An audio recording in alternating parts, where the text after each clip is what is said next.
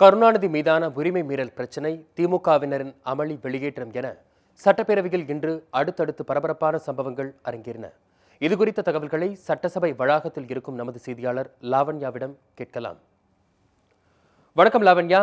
சட்டசபையில் கருணாநிதி மீதான உரிமை மீறல் விவகாரம் பற்றி சொல்லுங்கள் லாவண்யா.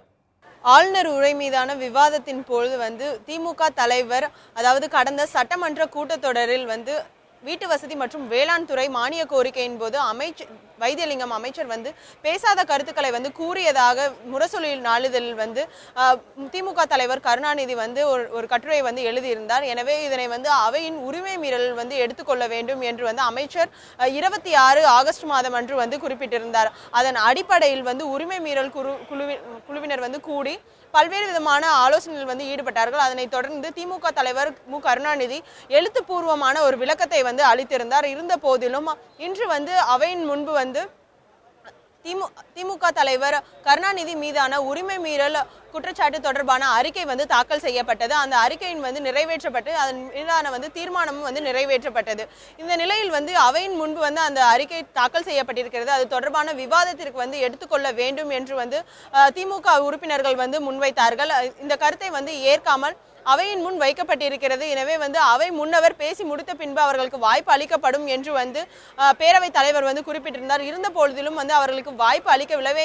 எனவே திமுகவினர் அமளியில் ஈடுபட்டார்கள். குறிப்பாக அவர்கள் சபாநாயகரை முற்றுகையிட்டு இதை பேசுவதற்கு அனுமதிக்க வேண்டும், எங்களுடைய தலைவர் மீது ஒரு குற்றச்சாட்டை முன்வைத்திருக்கிறீர்கள், எனவே அவர்கள் அதன் தொடர்பாக பேசுவதற்கு அனுமதி வழங்க வேண்டும் என்று கோரிக்கை விடுத்தார்கள். இதனை ஏற்க மறுத்தார்கள். இருந்த போதிலும் பல்வேறு விதமான அமளியில் திமுகவினர் ஈடுபட்ட காரணத்தினால் அவை காவலர்களை கொண்டு அவர் திமுகவினர் அனைவருமே வெளியேற்றுவதாக பேரவைத் தலைவர் குறிப்பிட்டு அவர்களை வெளியேற்றம் செய்தார். குறிப்பாக இதில் திமுகவினர் அவையிலிருந்து வெளியே வந்த பிறகு சபாநாயகர் சர்வாதிகாரத்தனமாக நடந்து கொள்வதாகவும், மேலும் அரசியல் காழ்ப்புணர்ச்சியின் அடிப்படையில் இது போன்ற செயல் அதிமுகவினர் ஈடுபடுவதாகவும் குற்றச்சாட்டினை திமுக பொருளாளர் மு க ஸ்டாலின் முன்வைத்தார்.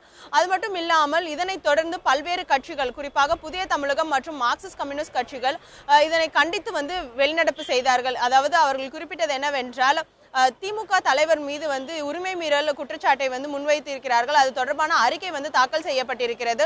அவை முன் வைக்கப்பட்டிருக்கக்கூடிய அந்த அறிக்கை மீது விவாதத்தில் எடுத்துக்கொள்ளப்பட்டு அந்த விவாதம் முடிந்த பிறகே இந்த தீர்மானம் நிறைவேற்றப்பட வேண்டும் என்ற கோரிக்கை முன்வைத்தார்கள். அதனை ஏற்காத பட்சத்தில் அவர்கள் வெளிநடப்பு செய்தார்கள்.